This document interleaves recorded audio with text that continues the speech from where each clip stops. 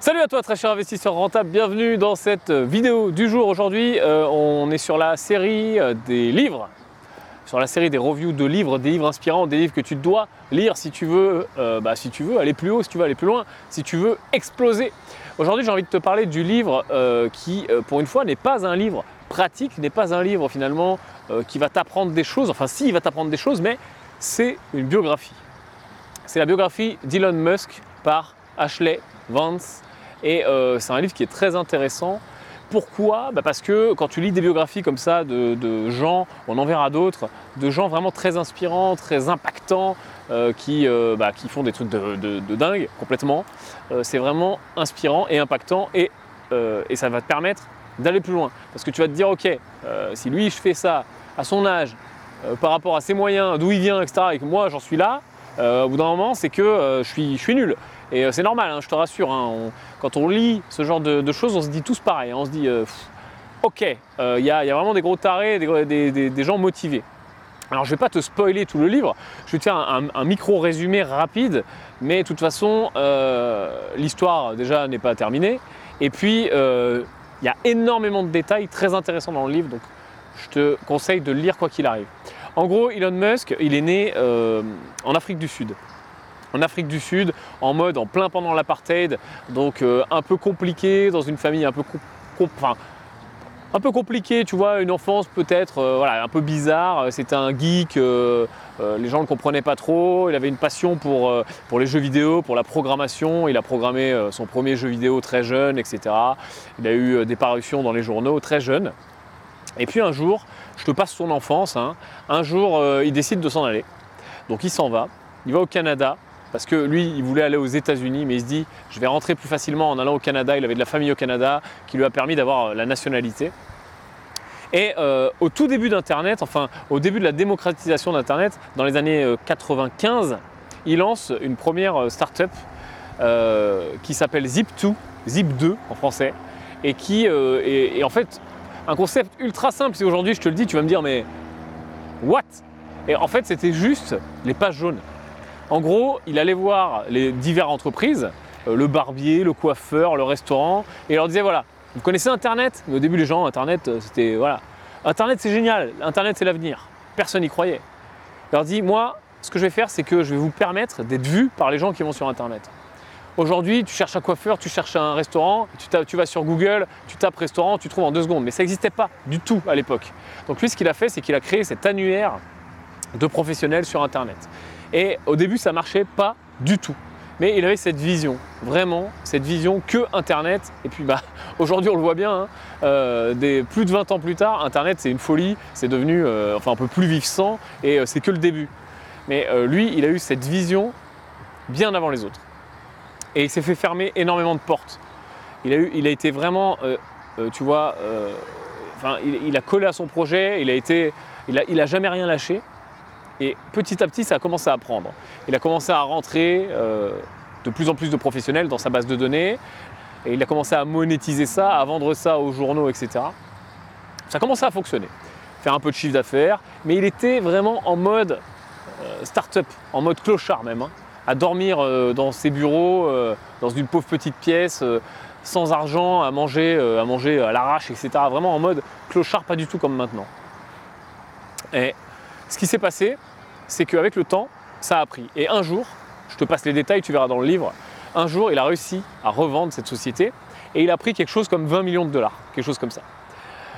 Et c'est là que tu vois toute la force de l'entrepreneur et tout le mental de l'entrepreneur qui a vraiment une vision pour le monde et pas juste qui veut gagner de l'argent, pas juste une fois le jackpot. Parce qu'avec 20 millions de dollars, finalement, tu arrêtes tout, tu pars, sur une île déserte, tu pars et puis tu te mets bien, quoi. Tu te mets bien sur la plage, petit cocktail.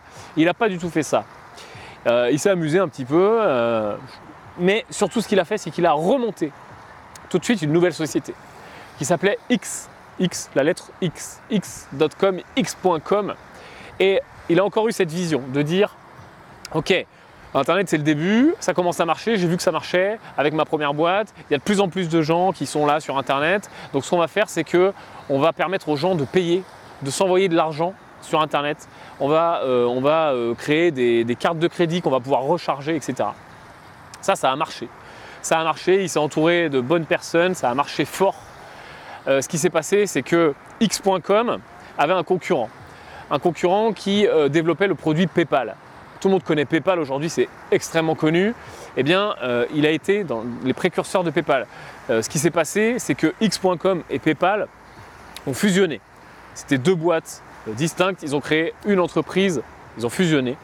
Et bon, ça a continué, ça a grossi. PayPal a commencé à valoir vraiment très cher, plusieurs milliards de dollars.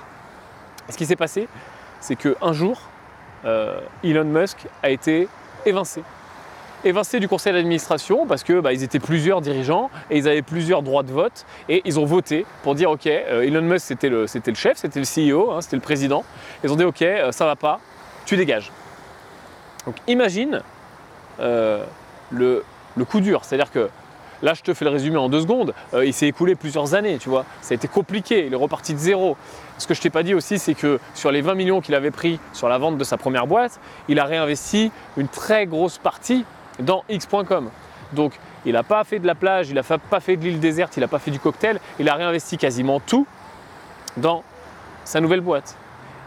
Il y a passé des années, il a galéré, focus et il s'est fait évincer par le reste du conseil d'administration. Qu'est-ce que tout le monde aurait fait à ce moment-là ?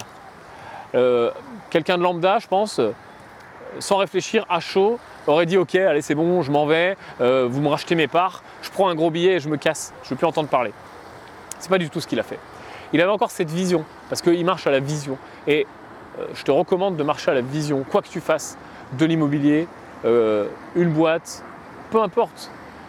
Il faut avoir une vision. Ce n'est pas forcément la vision de changer le monde. Elon Musk, c'est quelqu'un vraiment à part, qui a une vision vraiment de changer le monde en profondeur. Mais ça peut être une vision beaucoup plus simple que ça, comme mettre ta famille à l'abri, comme créer de la valeur pour les autres, pousser un produit auquel tu crois, faire de l'immobilier et puis donner des logements décents aux gens et puis en même temps t'enrichir et en même temps mettre ta famille à l'abri, etc. Mais lui a cette vision absolument folle qui est de changer le monde et tu le vois plus tard dans le bouquin que c'est encore plus violent que ça. Donc au lieu de dire je me casse, allez tous vous faire foutre, il a dit écoutez, ok, mais je continue à investir dans l'entreprise. Il a continué à investir dans la boîte et ce qui s'est passé, c'est que PayPal a été racheté quelques temps plus tard, et il a pris quelque chose comme 220 millions de dollars, je crois. Donc imagine le truc, 220 millions de dollars. Et qu'est-ce qui s'est passé ? Encore, même chose. Quelqu'un de normal aurait fait quoi ? Plage, île déserte, cocktail, bateau. Il n'a pas du tout fait ça. Il a réinvesti quasiment tout, encore une fois, dans SpaceX, qui est une boîte maintenant bien connue, qui a pour but d'envoyer des gens sur Mars. Ce qu'il a dit, et encore une fois, la vision qui va loin, elle va tellement loin qu'elle va sur plusieurs générations finalement. Ce qu'il a dit, c'est ok, la Terre, elle est finie. On est en train de la polluer, on est en train d'être de plus en plus nombreux, ça ne peut pas durer comme ça. Donc l'humanité a besoin, c'est un besoin, sinon on va tous, ça va s'éteindre. Il y a un besoin d'aller sur d'autres planètes. Imagine, je ne te parle pas de on va vendre des sneakers là. Je te dis, le mec a une vision sur 200 ans, aujourd'hui l'humanité en est là, il faut qu'on aille coloniser d'autres planètes. Donc il a réinvesti quasiment tout dans SpaceX. Et en même temps, il a réinvesti aussi dans Tesla, que tu dois connaître, les voitures électriques. Ici aux États-Unis, on est actuellement à Miami, il y en a partout. Les Tesla, il y en a partout. Aux États-Unis, il y en a partout.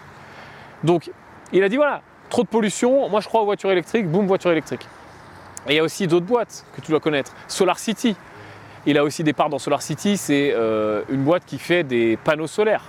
Donc, ils ont réussi à faire des panneaux solaires qui imitent parfaitement des tuiles et qui coûtent pareil que des tuiles. Donc maintenant aux États-Unis, ici, c'est pas encore arrivé en France, on arrive à refaire des toits complètement qui coûtent la même chose que refaire un toit en tuiles, sauf qu'on refait un toit 100% en panneaux solaires. Donc la maison produit de l'électricité pour le même prix et pour la même solidité, voire même plus solide qu'une tuile. Enfin, c'est absolument fou. Et en fait, il a cette vision, il a cette force de caractère et de vision de penser beaucoup plus loin et de penser à l'échelle de l'humanité.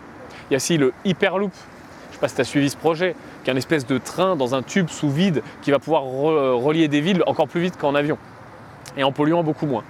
Bref, je te laisserai lire cette biographie, parce que là je te l'ai fait vraiment très rapide et il y a énormément de détails croustillants. Mais vraiment, moi ce que je retiens dans ce livre, c'est la vision de cet homme.